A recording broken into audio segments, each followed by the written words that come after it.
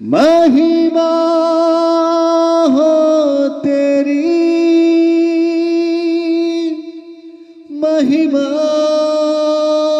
हो तेरी, महिमा हो तेरी यीशु, महिमा हो तेरी यीशु, तू ही है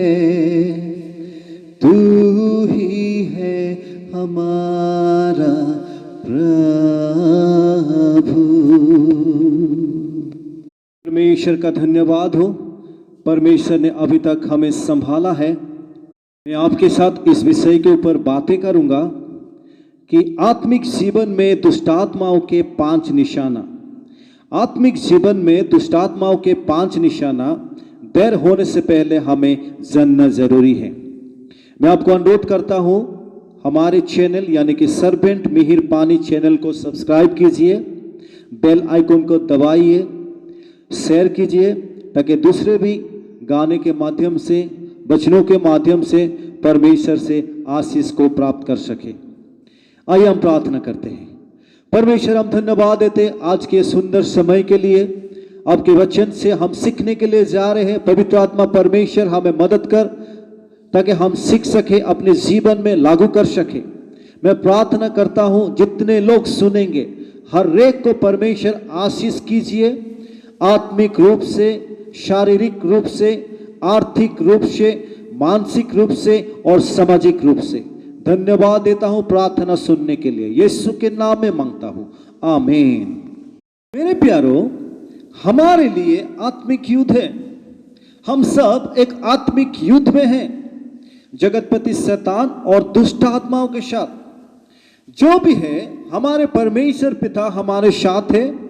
वो हमें मदद करता है उनसे लड़ने के लिए और विजय पाने के लिए। हमें यह जानना होगा कि हमारे आक्रमणकारियों ने खास करके कौन सी एरिया में आक्रमण करते हैं। अगर इस बातों को हम जानना चाहें तो यह है कि हमारे आक्रमणकारियों ने खास करके हमारे व्यक्तित्व के ऊपर आक्रमण करते हैं। पहला, मन। मन मनुष्य के श्रेष्ठ और मध्य स्थान में है। जो मन निर्णय लेती है वो ही शरीर करती है। मन के अंदर लड़ाई होती है अच्छी और बुराई की, और हमारे दुश्मन ने हमारे मन में संदेह, अविश्वास, गर्व, कठिन मन, गड़बड़, भ्रम, भूलकड़पन, समझौता करना, अज्ञानता, भेदभाव, शारीरिक कामुकता और ये सारे बातों को मन के अंदर डाल देते हैं और वो गढ़ो बन जाता है, हावी हो जाता है। परंतु परमेश्वर का धन्यवाद हो, परमेश्वर ने हमें उनके जीवित और सामर्थ्य वचन को दिया है जिसके जरिए से हमारे दुश्मनों के साथ हम लड़ सकते हैं। दूसरा कुरिन्ती 10 अध्याय का 4 और 5वीं आयत में इस प्रकार से लिखा है, क्योंकि हमारे लड़ाई के हथियार शारीरिक नहीं पर गढ़ों को दा देने के लिए परमेश्वर के द्वारा सामर्थ है। इसीलिए हम कल्पनाओं का और हर एक ऊंची बातों का जो परमेश्वर की पहचान के विरोध में उठती है, खंडन करते हैं और हर एक भावनाओं को कैद करके मसीह का आज्ञाकारी बना देते हैं।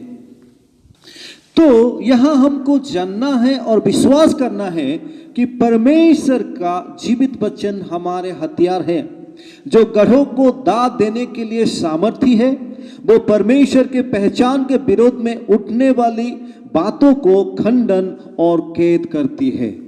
प्यारो, जब हम उसी वचन को पढ़ते हैं, सीखते हैं, उसके अनुसार चलते हैं, वो सारे गढ़ों जो हमारे मन के अंदर है और आते हैं उसको हम तोड़ सकते हैं, हमारे मन को बदल सकते हैं।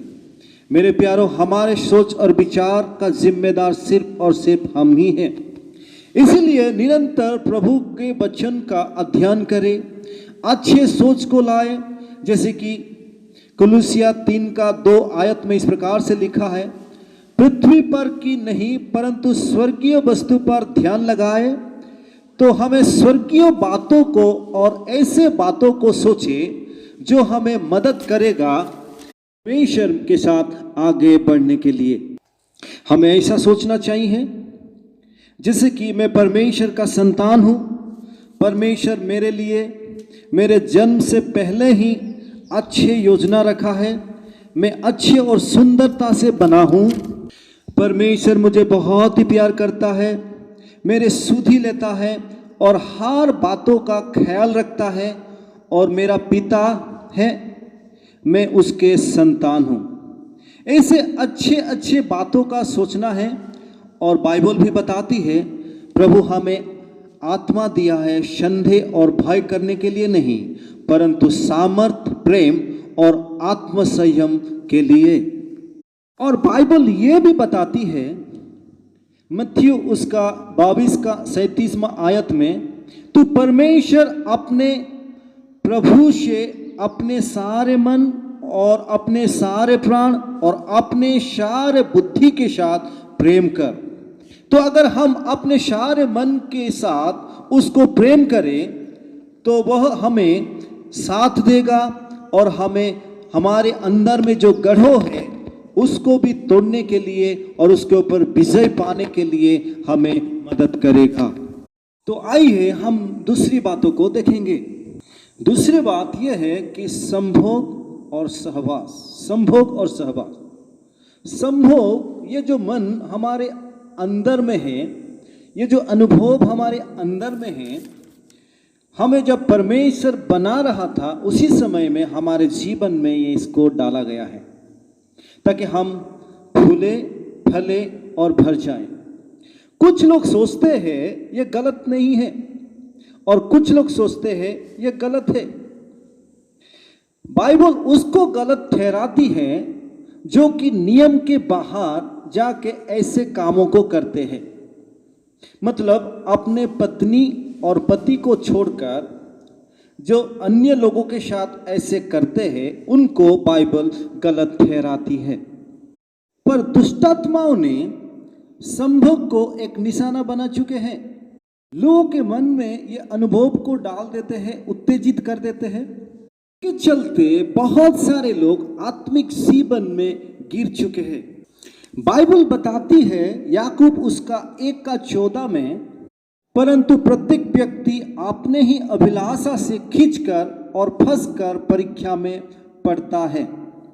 तो ये वचन के अनुसार हम ही हैं जो अभिलाषा से खींचे जाते, फंस जाते और पड़ जाते हैं। इसीलिए पहला कुरिन्थियों उसका 6 अध्याय का 8वीं आयत में इस प्रकार से लिखा है, व्यभिचार से बचे रहो। जितने अन्य पाप मनुष्य करता है वे देह के बाहर है, परंतु व्यभिचार करने वाला अपने ही देह के विरुद्ध में पाप करता है। तो यह कहा जा रहा है कि व्यभिचार से बचे रहो। व्यभिचार से बचना होगा, उससे भगना होगा। और हम जब उत्पत्ति 39वां अध्याय का 9 आयत में यूसुफ को देखते हैं, वो इस प्रकार से लिखा गया, मैं ऐसी दुष्टता करके परमेश्वर का अपराधी क्यों बनूं। तो यह हम ये सीखने को मिलती है कि यूसुफ के जीवन में परमेश्वर के प्रति प्रेम था, सम्मान था। और जब हमारे जीवन में भी ऐसे परिस्थिति आएगी तब हमें भी परमेश्वर के प्रति अपने प्रेम को बढ़ाना है, सम्मान करना है और पापों से भागना है। तब हम उससे विजय पा सकते हैं और हमारे शत्रुओं को भी हम हरा सकते हैं। तो आइए हम तीसरी बातों को देखेंगे। तीसरी बात, भावनाओं और रवैया। भावना और रवैया जो कि उदासीपन, चिढ़ पैदा करना, भय, क्रोध, घृणा करना, ये सब है। और ये सब अपने आदतों से किया जाता है और ये धीरे धीरे शुरू होती है फिर बढ़ जाता है। पर दुष्टात्माओं ने इस बातों को निशाना बना चुके हैं। अगर एक व्यक्ति के अंदर बार बार ये सब दिखाई देती है तब हमें जानना होगा कि उसके अंदर दुष्टात्माओं के कार्य हो रहा है। दुष्टात्माओं का एक झुंड है जो कि ये सब करते हैं। हम अच्छे बातों का उल्लंघन करने का मन डाल देते हैं। हम अच्छे बातों को धीरे धीरे उल्लंघन करते हैं और ये बढ़ जाता है। बाद में हम दुखी हो जाते हैं, आनंद खो जाती है, अकेलेपन, दयनीयता, उदासीपन महसूस करते हैं और हमारी जीवन से खुशी छीन जाती है। शैतान ने अपने दुष्टात्माओं को इस्तेमाल करके हमें गिरा देता है। पौलुस ने बताया, आनंदित रहो, सदा आनंदित रहो। अगर हम आनंदित रहेंगे और रहना सीखेंगे तो दुष्टात्माओं के ऊपर हम विजय पा सकेंगे। आइए हम चौथी बातों को देखेंगे।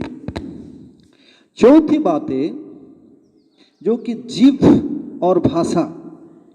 याकूब 3 में इस प्रकार से लिखा गया, पर जीभों को मनुष्यों में से कोई बस में नहीं कर सकता।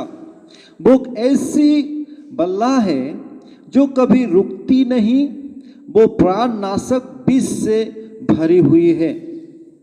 तो यहाँ जीभ के बारे में लिखा है कि जीभ प्राण नाशक विषय में भरी हुई है। इसलिए शत्रुओं ने जीभों को निशाना बना चुके हैं, उसके द्वारा कार्य करते हैं। झूठे आत्माओं ने एक व्यक्ति के मन में बातें करेंगे और उसके जीभ में ऐसे बातें देंगे जो कि बातों को विस्तार करना, मिथ्यापवाद करना। और लोग ऐसे भी हैं जो कि अनिर्वाय झूठ बोलते हैं और वो जानते नहीं है कि उसके अंदर में झूठ बोलने वाले आत्माएं हैं और उस बातों का अंदाज भी वो कर नहीं पाते हैं कि वो दुष्टात्माओं के साथ शामिलित है। और जो ज़्यादा झूठ बोलते हैं उसके अंदर में झूठे आत्माओं का ज़्यादा काम होता है। वो दूसरों को उल्लू बनाते हैं और खुद भी उल्लू बन जाते हैं। पहला पत्रोस 3 अध्याय का 10वीं आयत इस प्रकार से कहता है, क्योंकि जो कोई जीवन की इच्छा रखते हैं और अच्छे दिन देखना चाहता है, वो अपने जीभ को बुराई से और अपने होठों को छल की बातें करने से रोक रहे।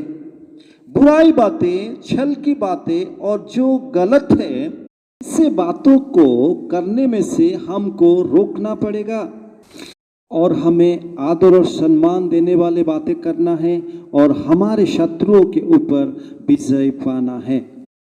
आइए हम 5वीं बातों को देखेंगे। 5वीं बातें यह है कि भूख और रुचि। शारीरिक रुचि एक ऐसे क्षेत्र है जो शैतान काम करता है। बहुत सारे मसीह लोग जो मन में आए उसी को खाते हैं। वे सोचते हैं यहाँ पे कोई आत्मिक बातें नहीं है। और प्रेरितों का काम 2 अध्याय का 46 और 47वां आयत में इस प्रकार से लिखा है, वे घर घर तोड़ते हुए आनंद और मन की सिधाई भोजन किया करते थे। 47, जो उद्धार पाते थे उनको प्रभु प्रतिदिन उनमें मिला देता था। तो यहाँ पर भजन एक जरिया है कि नए नए लोगों को कलीसिया में और प्रभु के पास लाने के लिए। पौलुस ने बताया 1 कुरिन्थिय 10 का 31 में, सो तुम चाहे खाओ, चाहे पियो, चाहे जो कुछ करो, सब कुछ परमेश्वर की महिमा के लिए करो। और 32वां आयत में, तुम ना यहूदियों ना यूनानियों और ना परमेश्वर की कलीसिया के लिए ठोकर के कारण बनो। तो मेरे प्यारो, यहाँ पर हमारे लिए एक चुनौती है कि हम जो खाते हैं और वो पीते हैं वो क्या परमेश्वर को महिमा देती है। हमको ऐसे चीज़ों को खाना और पीना है कि जो परमेश्वर को महिमा दे सके। मेरे प्यारो, ज़्यादा खाना और ज़्यादा पीना भी दुष्टात्माओं के कार्य है। वचन कहता है, चोर चोरी करने और विनाश करने आता है।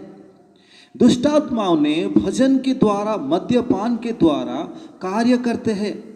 और उनके उद्देश्य हमें विनाश करने का रहता है। और बाइबल बताती है कि हम परमेश्वर का मंदिर है। और यीशु भी यूहन्ना उसका 2:16 में इस प्रकार से कहा है, मेरे पिता के भवन व्यापार का घर मत बनाओ। तो मेरे प्यारों, जब हम लोगों को देखते हैं तो बहुत सारे लोग अपने शरीर को व्यापार का घर बना चुके हैं। आज के दिन में मसीह के अंदर भी बड़े बुजुर्ग, शादीशुदा, जवान और बच्चे तक की अनेक मीडिया के माध्यम से अश्लील साहित्य तथा गंदे चित्र और सिनेमाओं को देखते हैं। अश्लील साहित्य ये ग्रीक शब्द पोने से आया है, जिसका अर्थ रंडी और बेश्या। और बहुत सारे लोग अपने मन में पाप करते हैं ये सब देखने के द्वारा।